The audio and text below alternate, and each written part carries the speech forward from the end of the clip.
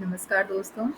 आज हम आपसे मुखातिब हुए हैं multi disciplinary refresher course on recent trend and innovation and humanities and social sciences Malviya mission teacher training programme, जो ऑर्गेनाइज किया गया है UGC MMTC Ishwar Saran PG college के द्वारा।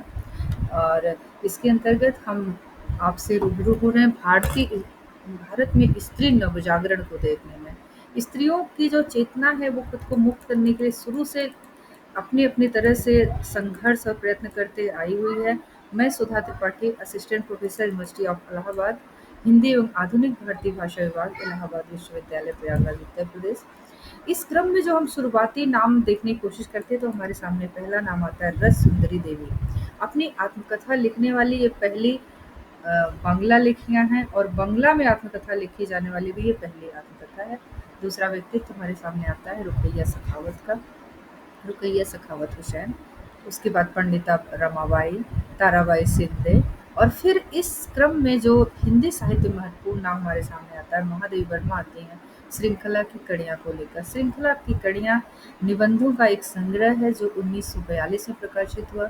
महादेवी वर्मा के अलग अलग निबंध इसमें सब एक जगह इकट्ठा किए गए हैं। स्त्री की सामाजिक से लेकर आर्थिक स्वतंत्रता का विश्लेषण उन्होंने किया है।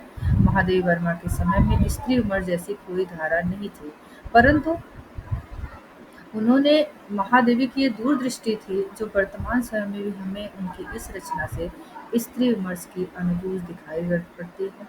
वास्तव में महादेवी जिस परिवार में पली बढ़ी, उन्हीं नवजागरण कालीन परिस्थितियों को समाज सुधार और स्त्री के स्तर में सुधार में विश्वास करने वाला वो परिवार था। महादेवी के पिता आर्य समाजी व्यक्ति थे, जिन्होंने महादेवी की शिक्षा और उनके हर निर्णय में उनका साथ दिया। महादेवी का तत्कालीन विपरीत परिस्थितियों में भी आत्मबल कारण हम उनकी इस परवरिश में जाकर देख सकते हैं। यद्यपि उनका विवाह बचपन में ही हो गया था, परंतु उन्हें यह बंधन स्वीकार्य नहीं था। ऐसी ही परिस्थितियों में ने उनके स्त्री लेखन को निश्चित रूप से प्रभावित किया होगा। महादेवी ने 1935 में चांद पत्रिका में संपादन का कार्यभार संभाला। किसी स्त्री द्वारा मुखर होकर पत्रिका के संपादन में आने वाला ये बिल्कुल हम नया स्वरूप देखते हैं, जिसमें वे समय समय पर स्त्री केंद्रित मुद्दों को उठाती रही, उन पर बातचीत करती रहीं। श्रृंखला की कड़ियाँ इन्हीं लेखों का संकलन है।